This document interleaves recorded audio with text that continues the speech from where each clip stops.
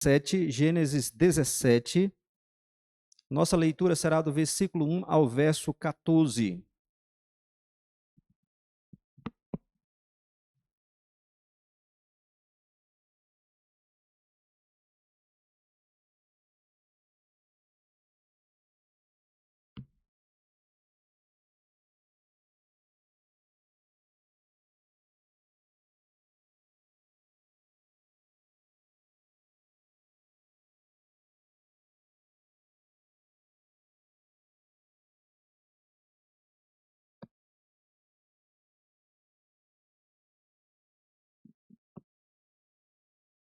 Gênesis capítulo 17, do verso 1 ao verso 14, nos diz assim a palavra do Senhor.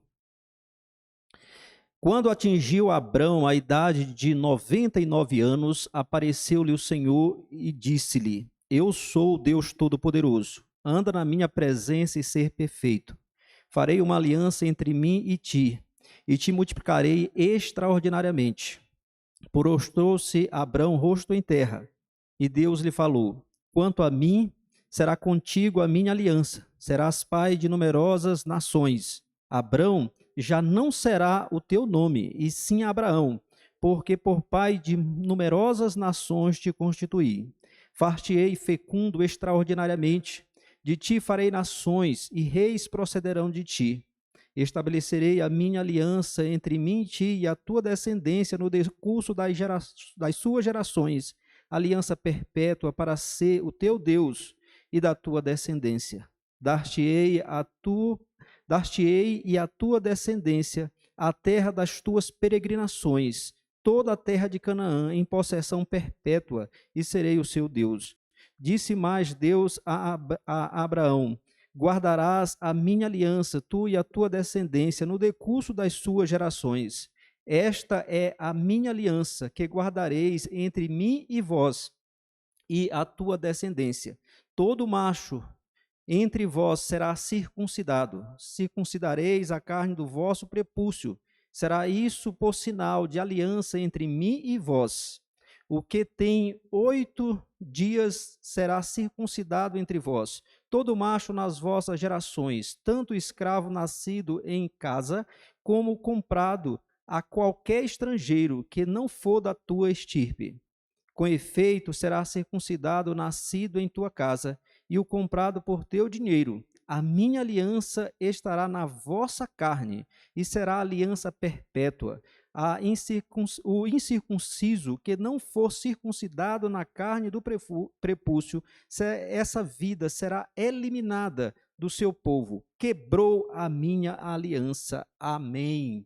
Que Deus aplique a sua palavra ao nosso coração. Meus irmãos, nos tempos bíblicos, ou nos tempos antigos, os tratados, eles tomavam a forma de alianças. E eu quero mencionar aqui um tipo de tratado ou de aliança que acontecia naquele período.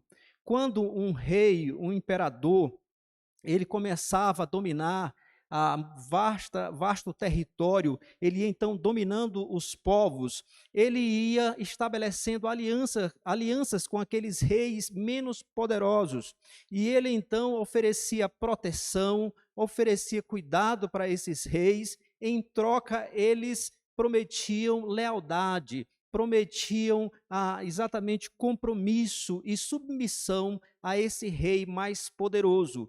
E esses reis, então, menos poderosos, se tornavam vassalos desse rei mais poderoso. E então isso significava paz entre eles. Então, de um lado havia proteção para aqueles reis mais fracos, e do outro lado, os reis mais fracos prometiam aos reis mais poderosos a sua lealdade. E é exatamente algo semelhante que acontece aqui, só que no nível infinitamente maior, porque não é um soberano mortal que está fazendo aliança, é o Deus eterno, o Criador dos céus e da terra. Então ele chega às pessoas e estabelece a sua aliança. Por exemplo, Deus nunca pergunta: você quer fazer uma aliança comigo?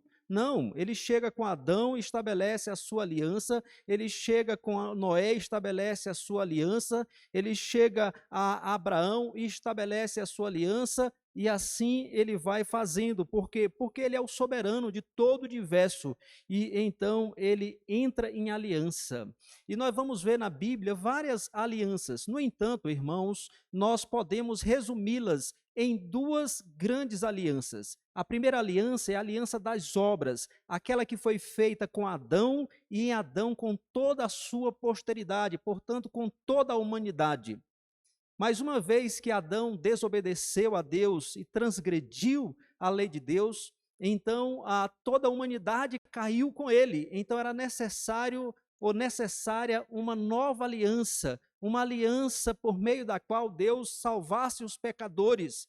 Então Deus coloca em vigor uma segunda aliança chamada a Aliança da Graça, cujo mediador é Cristo. O Senhor Jesus Cristo é aquele que cumpre tudo aquilo que é necessário para que nós, pecadores, recebamos os benefícios dessa aliança, a aliança da graça. Então, todas as demais alianças que nós vemos na Bíblia se encaixam dentro desta grande aliança. A aliança com Abraão, como nós estamos vendo aqui, a aliança com os descendentes de Abraão, com Israel, a aliança com Davi e a nova aliança são fases, são estágios dessa aliança maior chamada a aliança da graça, cujas raízes estão na eternidade e que Deus estabelece no tempo para a salvação de pecadores. Neste ponto, irmãos, a nossa confissão de fé, ela nos ajuda muito. A nossa confissão de fé de Westminster, no seu capítulo 7, parágrafos 2 e 3, diz assim: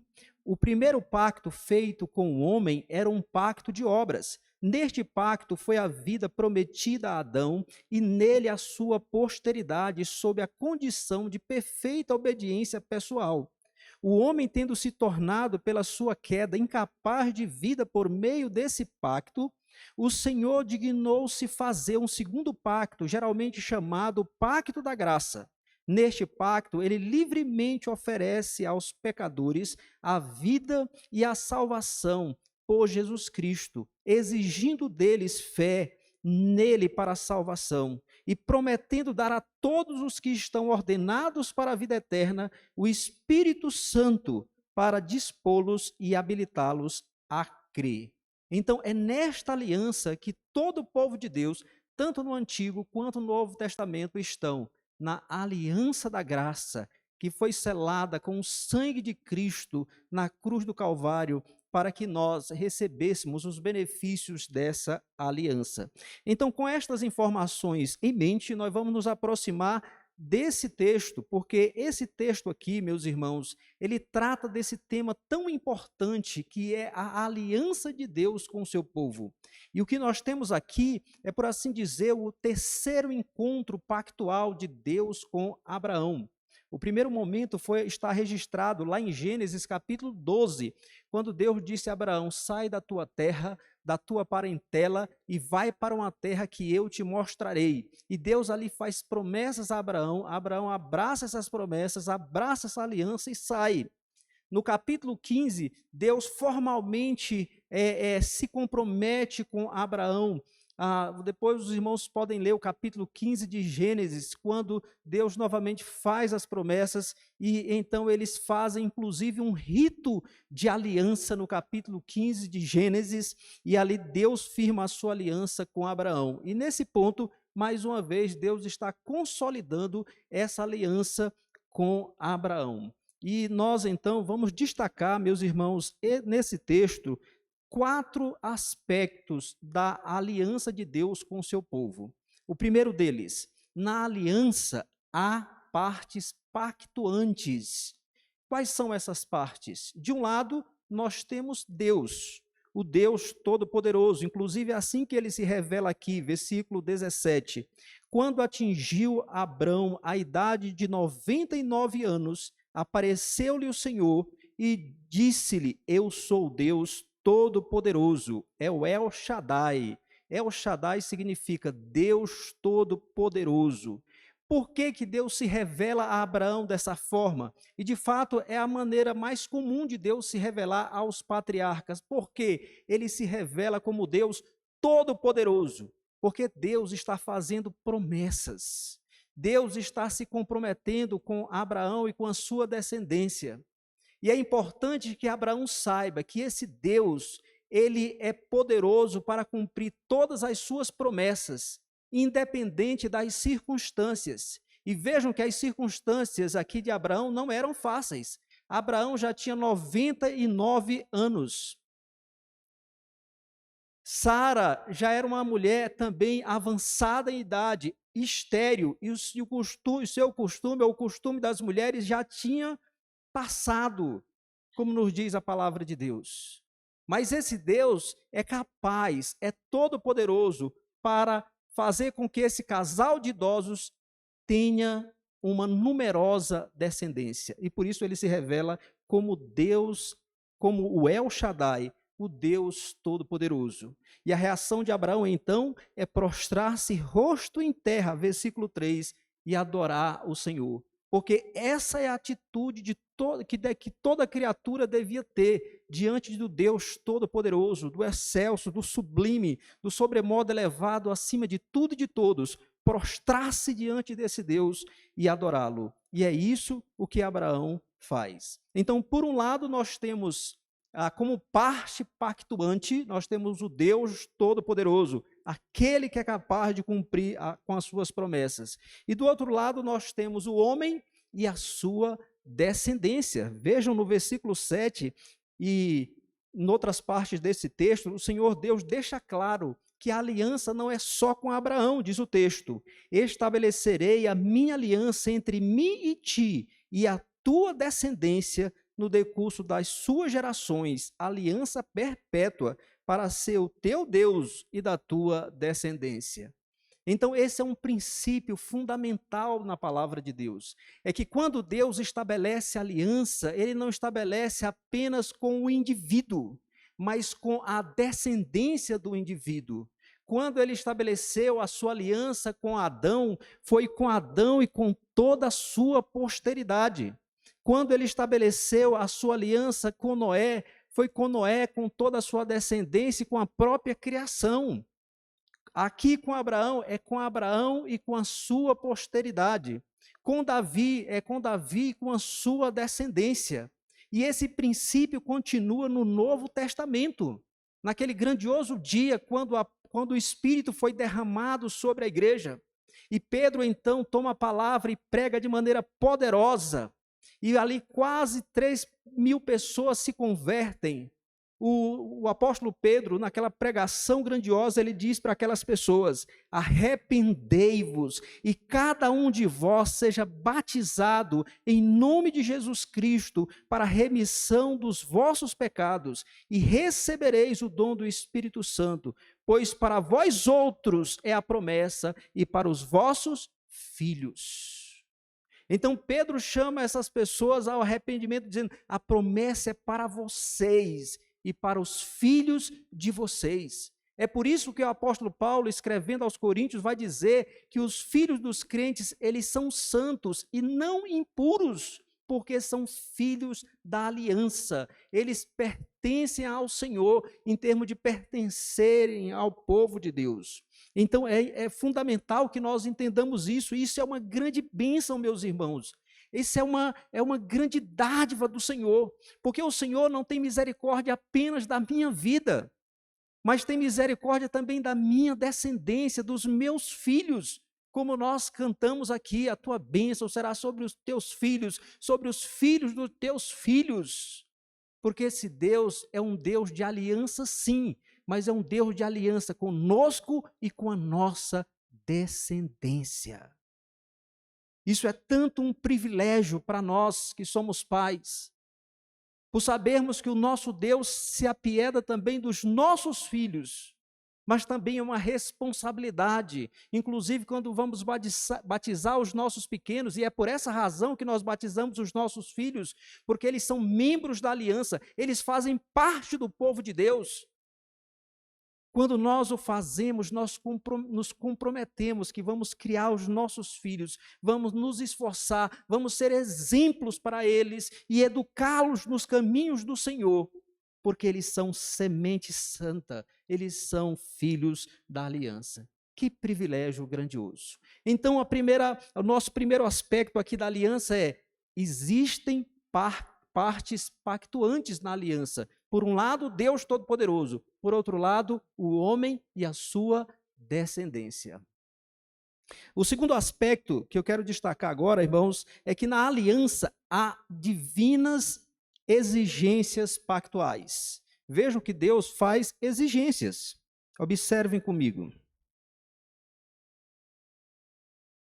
Versículo 1, quando Deus nos diz assim a palavra: quando atingiu Abrão a idade de 99 anos, apareceu-lhe o Senhor e disse-lhe: eu sou o Deus Todo-Poderoso, anda na minha presença e ser perfeito. Anda na minha presença e ser perfeito. Primeiro ele diz: anda na minha presença. Isso significa, meus irmãos, que Abrão, ele devia continuamente viver com a consciência de que ele estava diante do Deus Todo-Poderoso. Em todos os contextos e circunstâncias, Abraão devia entender que estava na presença do Senhor. E os reformadores e os seus herdeiros, eles tinham e têm, na verdade, uma expressão para isso, que é corandel, que significa na presença de Deus. Então, todos nós, em todas as circunstâncias, em todos os lugares, estamos na presença de Deus. E é com essa consciência que nós devemos viver. Isso tem implicações importantes, irmãos, para a nossa vida. Por exemplo, às vezes, nós temos cuidado com o nosso procedimento quando as pessoas estão olhando, quando os nossos pais, os nossos outros familiares, ou amigos, ou a igreja. Mas quando nós estamos sozinhos, muitas vezes nos sentimos à vontade para fazermos aquilo que não deveríamos. Uma situação específica. Você está a 1h da manhã, sozinho no seu quarto, mexendo na internet. O que você vai fazer? Muitas pessoas, infelizmente, têm entrado no consumo de pornografia. Isso estou falando não de pessoas descrentes, eu estou falando de crentes. E às vezes até de crentes casados. E se esquecem desse fato: anda na minha presença. Nós sempre estamos diante de Deus. Abraão, ele devia ter essa consciência, tanto para ter uma vida santa, quanto para ter uma vida confiante nesse Deus Todo-Poderoso. E ele diz mais, no primeiro versículo ele ainda diz: e ser perfeito. Perfeito aqui não é ser sem pecado, não é ser alguém sem defeito, mas perfeito é ser alguém íntegro, sincero, alguém autêntico. Então Abraão deveria ter uma vida santa, uma vida piedosa, uma vida de dedicação ao Senhor. E o interessante, irmãos, é que quando nós olhamos para o Novo Testamento, nós vamos ver algo muito semelhante nos lábios do nosso Senhor Jesus.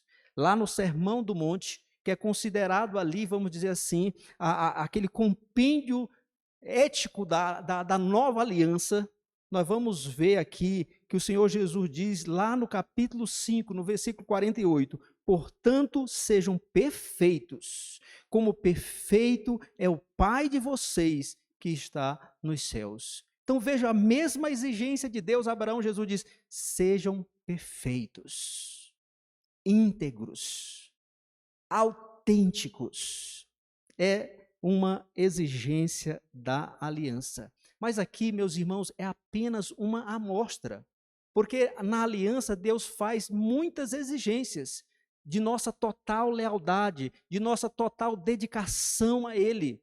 O Senhor exige tudo de nós. O próprio Jesus disse: se alguém quer vir após mim, negue-se a si mesmo, tome a sua cruz e siga-me. Então, essa é a totalidade do nosso ser, disposição para sofrer, para morrer por causa do nosso Senhor e Salvador Jesus Cristo. E, irmãos, essas exigências, elas são sérias. E nos tratados antigos, era muito comum, por exemplo, eles fazerem o seguinte: quando esses reis entravam, 2 reis, por exemplo, entravam numa aliança, eles cortavam animais e colocavam as partes umas em frente das outras e faziam um corredor. E nessas alianças, eles passavam ali nesse corredor. E o que eles estavam dizendo de uma maneira ritual era o seguinte: se eu transgredir a aliança, se eu não cumprir as exigências da aliança, aconteça comigo o que aconteceu com estes animais. A Bíblia diz: aquele que pecar, morrerá. Agora a questão para mim e para vocês é: por que nós não morremos quando transgredimos a aliança? Por que nós não somos fulminados? Por que nós não, aqueles que verdadeiramente creem em Cristo não são ou não serão condenados? A resposta, ou pelo menos o princípio da resposta, está em Gênesis capítulo 15. Lá tem exatamente essa cena. Deus manda que Abraão corte alguns animais ao meio e coloque as suas partes, uma de cada lado. E faz com que Abrão caia em profundo sono. E quem passa entre os animais, ou entre as partes dos animais, não é Abraão. É Deus numa teofania. Diz que um fogareiro fumegante passou no meio dessas partes. E o que Deus está dizendo: se eu não cumprir a minha promessa, aconteça comigo o que aconteceu com estes animais. Mas nós aprendemos, meus irmãos, quando vem a revelação do Novo Testamento, que isso significa muito mais, porque Deus não só assumiu a sua responsabilidade, mas Ele assumiu também a nossa. Porque nós transgredimos a aliança, nós desobedecemos, nem sempre nós temos essa consciência de andarmos na presença de Deus, nem sempre nós somos íntegros e autênticos. Mas o Senhor Jesus Cristo, Ele assumiu os nossos pecados. A Bíblia diz que lá na cruz, Ele carregou no seu corpo, lá no madeiro, carregou no seu corpo os nossos pecados, que pelas suas pisaduras nós somos sarados. Que lá na cruz, aquele que não conheceu o pecado, ele foi feito pecado por nós, para que nós fôssemos feitos justiça de Deus. Como nós lemos, ele é a propiciação pelos nossos pecados. Sabe o que significa propiciação? Significa tornar alguém favorável, desviando a ira. Ou seja, a ira de Deus, meus irmãos, era para cair sobre nós no inferno eternamente. Mas o Senhor Jesus se interpôs, e a ira que era para ser derramada sobre nós, foi derramada sobre ele na cruz do Calvário, para que nós recebêssemos graciosamente, ou de graça, os benefícios desta aliança. É por isso que essa aliança é chamada Aliança da Graça. Aliança da Graça. Mas vejam, irmãos, eu queria que vocês observassem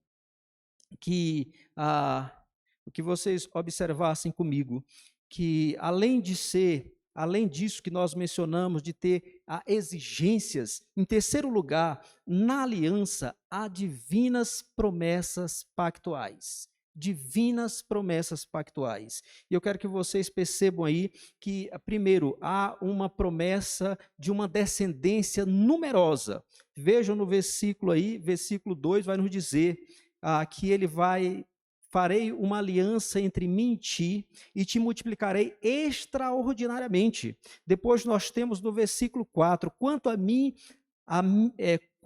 mim será contigo a minha aliança e serás pai de numerosas nações. Abrão já não será o teu nome, e sim Abraão, porque por pai de numerosas nações te constituí.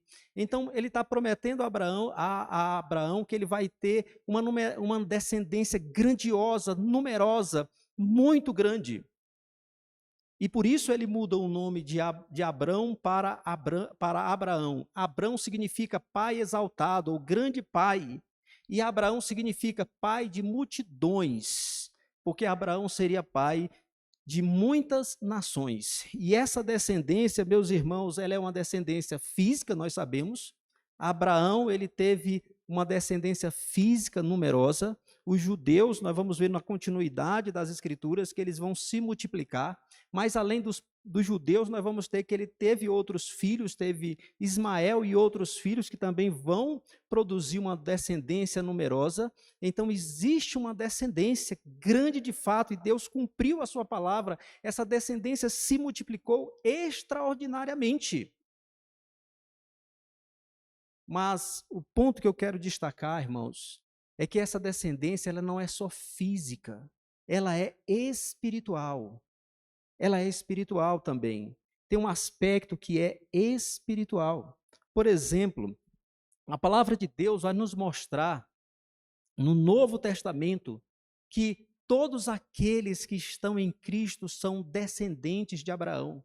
Porque o grande descendente de Abraão, a quem as promessas também pertenciam, é o Senhor Jesus Cristo. De maneira que todo aquele que crê em Cristo, que está unido a Cristo pela fé, é descendente de Abraão.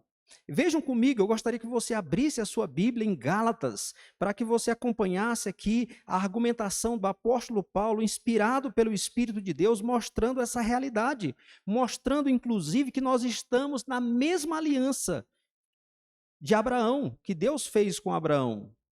Abram comigo, Gálatas capítulo 3.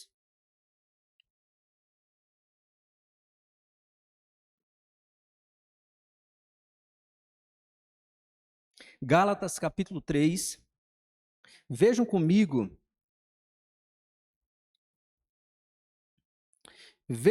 inicialmente, a partir do verso 8, que nos diz: ora, tendo a Escritura previsto que Deus justificaria pela fé os gentios, prenunciou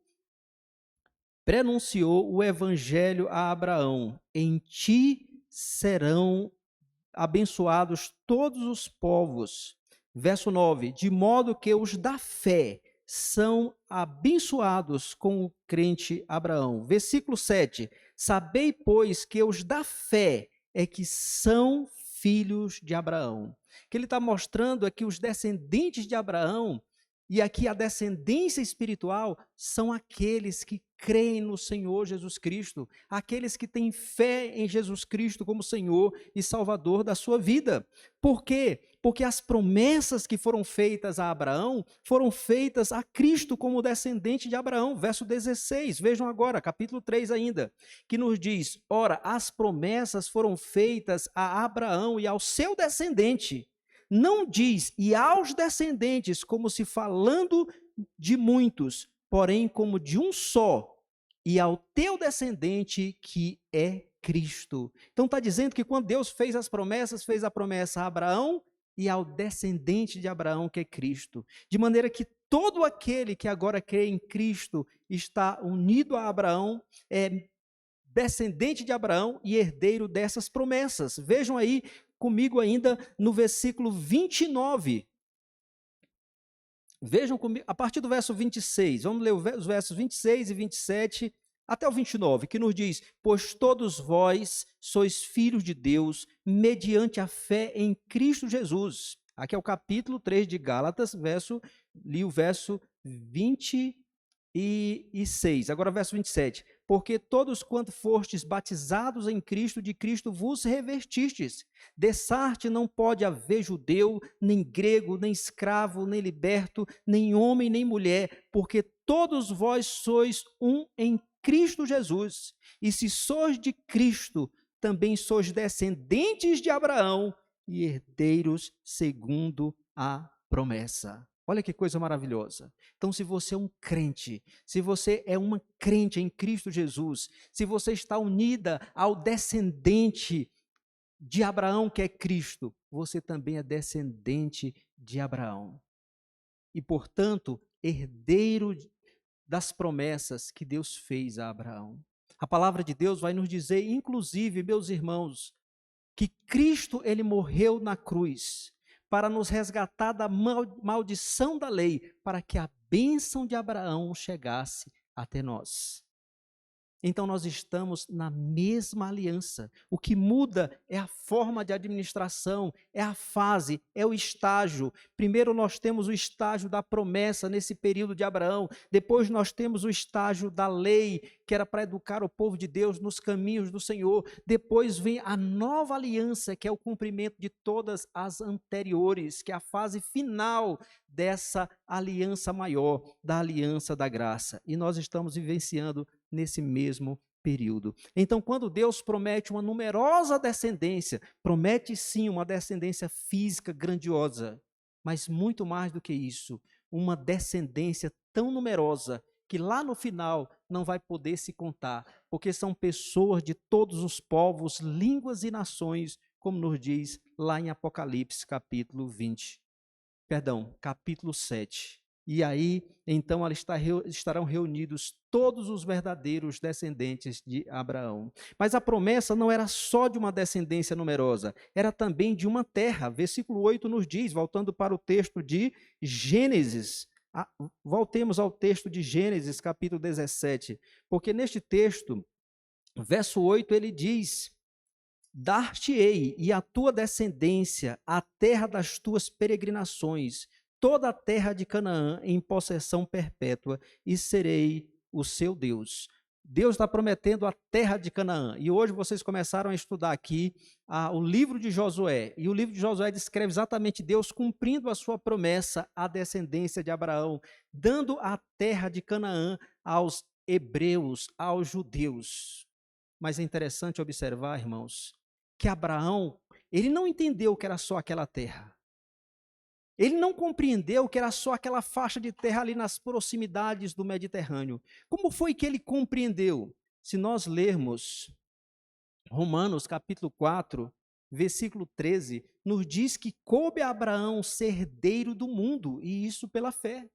Quando nós abrimos a palavra de Deus, lá em Hebreus capítulo 11, versos 9 e 10, a palavra de Deus nos diz: pela fé, peregrinou na terra da promessa, como em terra alheia, habitando em tendas com Isaque e Jacó, herdeiros com ele da mesma promessa, porque aguardava a cidade que tem fundamentos, da qual Deus é o arquiteto e edificador. Então o texto nos diz que Abraão, nesta promessa, ele não viu apenas uma faixa de terra. Ele viu que de fato tinha essa promessa daquela terra, mas aquilo era um símbolo de algo muito maior. Era o símbolo do mundo inteiro, que aquilo era o símbolo de uma cidade, como diz aqui, cujo arquiteto e fundador e edificador é o próprio Deus. Portanto, ele aguardava novos céus e nova terra. Pela fé, Abraão compreendeu esses fatos e esperava muito mais do que simplesmente um território aqui e agora. Ele esperava novos céus e nova terra. E essas promessas pertencem a todos aqueles que estão em Cristo e que, portanto, como nós falamos, são descendentes de Abraão. É por isso que o apóstolo Pedro, escrevendo aos crentes da nova aliança, ele vai dizer exatamente isso: nós aguardamos novos céus e nova terra nos quais habita a justiça. Nós aguardamos uma cidade da qual Deus é o arquiteto e o fundador. Nós aguardamos um novo mundo sem pecado. Nós aguardamos um novo mundo sem corrupção, sem doença, sem dor, sem o mal e sem a maldição, porque a obra de Cristo ela foi suficiente, meus irmãos, para reconciliar não só pecadores com Deus, mas toda a criação com o nosso Criador. Por isso ele vai remover dessa terra toda a maldição, ele vai enxugar do nosso rosto toda lágrima, e aí então não haverá mais morte, não haverá mais dor, não haverá mais luto, mas glória para sempre e com o Senhor. É isso que nós, meus irmãos, nós aguardamos. Então é importante perceber, Deus faz promessas, e são promessas gloriosas, as quais devemos abraçar com fé, as quais devemos nos apegar firmemente, apesar das circunstâncias. E Abraão aqui é uma instrução para nós. Veja, Abraão estava peregrinando na terra da promessa, andando para lá e para cá, habitando em tendas, mas o coração dele não estava naquela porção de terra. Ele esperava o futuro, a glória eterna, era isso que ele esperava. Isso, irmãos, é uma lição para nós. Às vezes nós estamos tão presos nesse mundo, tão presos nas coisas desta vida, que às vezes nós até não desejamos o retorno do nosso Salvador, a plenitude do cumprimento dessas promessas gloriosas que Deus fez. Mas quando nós de fato temos o nosso coração naquilo que é correto, naquilo que Deus estabeleceu, nas suas promessas, nós vamos dizer como a igreja no Apocalipse diz, o Apocalipse termina com a igreja dizendo, vem Senhor Jesus, Maranata, vem, por quê?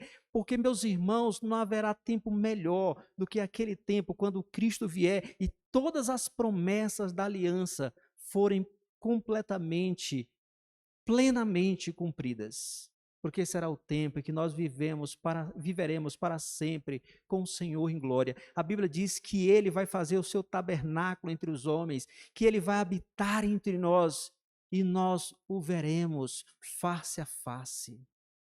Louvado seja Deus por isso. Essas são as promessas gloriosas da aliança. E agora, irmãos, para caminharmos para finalizar, nós vamos olhar o último aspecto. O primeiro é que nós temos partes contratantes. De um lado, Deus Todo-Poderoso, do outro, o homem e a sua descendência. Em segundo lugar, nós temos exigências pactuais. Anda na minha presença e ser perfeito.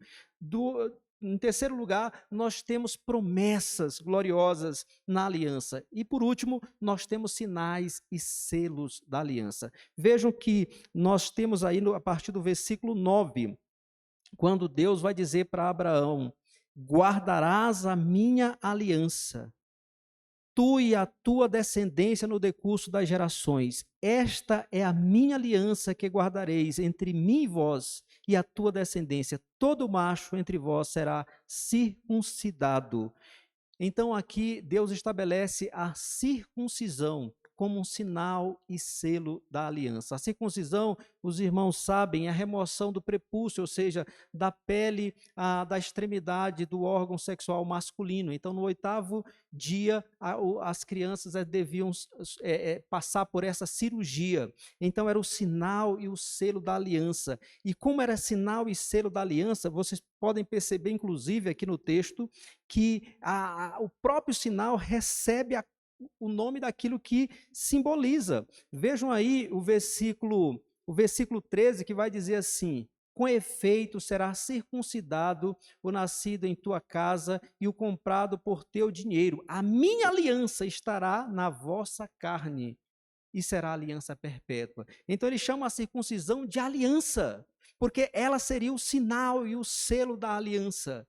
E, irmãos, percebam, uma maneira boa de ilustrar isso, de ilustrar essa verdade, é com isto aqui.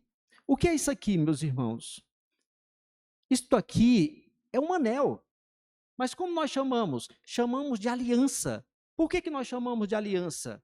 Porque ele é o símbolo de uma aliança matrimonial, em que eu fiz promessas para minha esposa, e minha esposa fez promessas para mim, e então nós recebemos como sinal e selo exatamente isso aqui, esse anel. de modo que onde quer que eu chegue, as pessoas saberão que eu sou comprometido, as pessoas saberão que eu tenho um compromisso com alguém. Essa é uma das funções, é um dos propósitos, dos sinais e selos da aliança. Porque os sinais e selos da aliança, eles exatamente apontam para o fato de que nós temos um compromisso com alguém. A circuncisão era a marca de que ali estava uma pessoa que pertencia ao povo de Deus, não pertencia ao mundo. Além disso, era um meio para simbolizar a purificação espiritual. É por isso que Deus vai dizer muitas vezes aqui na palavra, no Antigo Testamento: circuncidai o vosso coração e não somente a vossa carne. Porque essa circuncisão física deveria ser o símbolo da circuncisão espiritual. Na velha aliança, Deus instituiu outros sinais, como por exemplo a Páscoa. A circuncisão era o sinal da aliança de iniciação. Quando alguém se convertia ao Deus de Israel, ele tinha que ser circuncidado. Os seus filhos tinham que ser circuncidados para marcar que era propriedade do povo de Deus, ou pertencente ao povo de Deus. Depois, a Páscoa nós vamos ter como um sinal de manutenção, porque eles se alimentavam do cordeiro. E eles recordavam a salvação, aquela salvação, Deus tinha tirado do Egito com mão poderosa e braço estendido, e eles então comiam a Páscoa para se lembrar de que eles tinham sido escravos, mas pela graça de Deus, Deus os tinha libertado e salvado daquela escravidão do Egito. Quando nós chegamos na nova aliança, não temos tempo de explicar isso de maneira detalhada, mas nós vamos perceber que o Senhor Jesus, ele vai substituir a circuncisão pelo batismo, de modo que ele diz: ide fazer discípulos de todas as nações, batizando-os em nome do Pai. Agora, quando alguém abraçava o evangelho, a partir desse momento, quando alguém abraça o evangelho, é aceito como povo de Deus através do batismo, não mais da circuncisão, porque agora não é mais necessário derramamento de sangue. O Senhor Jesus derramou o seu sangue na cruz do Calvário. Agora, não só homens, mas homens e mulheres são batizados. E lembram do contexto no qual Cristo instituiu a ceia? Foi exatamente na última Páscoa, que ele comeu com seus discípulos. Ele institui a ceia. Enquanto eles comiam a Páscoa, ele toma o pão e institui a ceia, porque agora o símbolo da salvação, ou aquilo que vai trazer à memória a salvação do povo de Deus, não vai ser mais a Páscoa, lembrando a retirada do Egito, mas sim o sacrifício perfeito de Cristo vai ser simbolizado pela ceia do Senhor.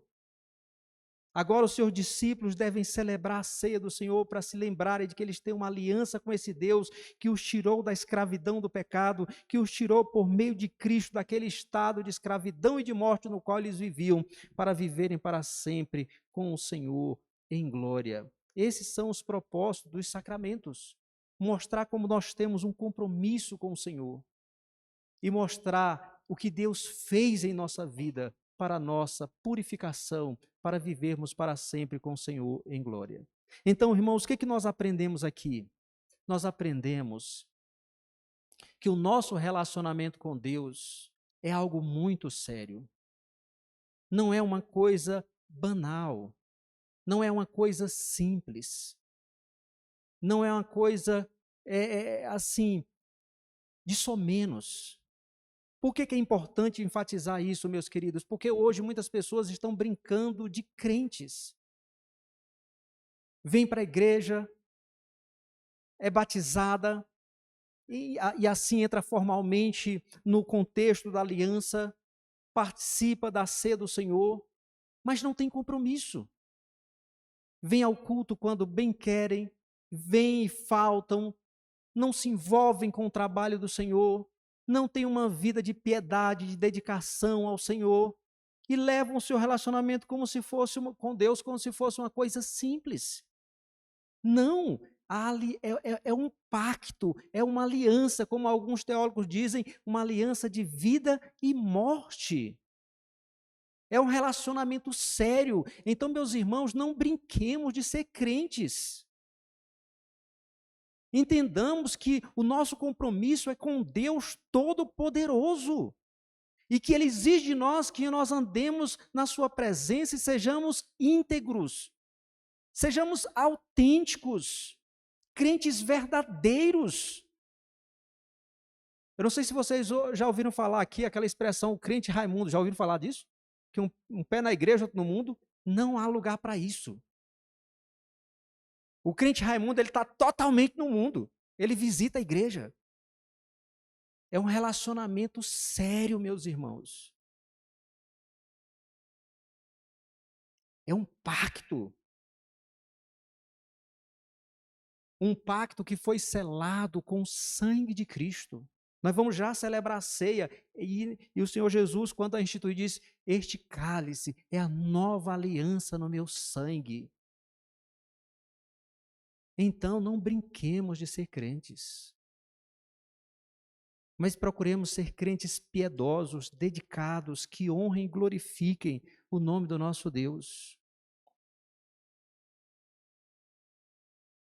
E você que ainda não é crente em Cristo Jesus, nós convidamos você, por meio do Evangelho, não só para fazer parte da igreja, não só para fazer parte desse grupo, mas para entrar numa aliança pactual, num pacto, num relacionamento pactual com Deus.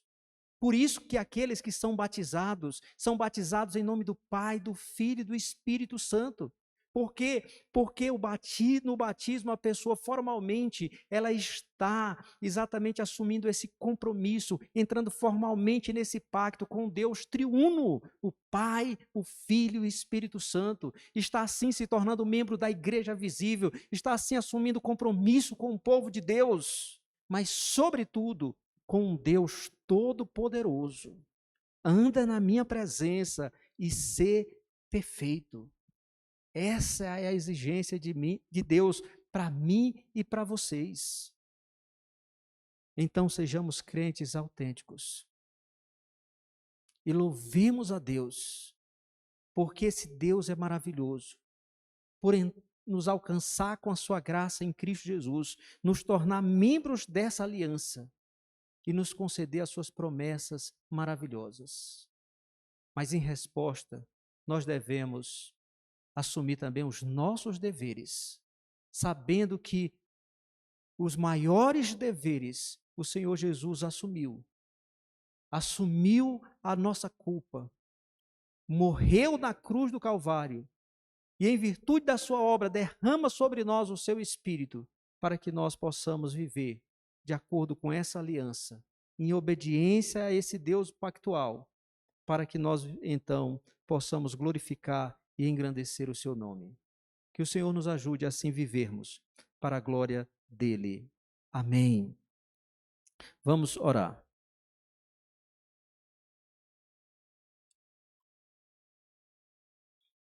Senhor nosso Deus, nós rendemos graças porque o Senhor se apiedou de nós e colocou em vigor, ó Deus, depois da queda do homem,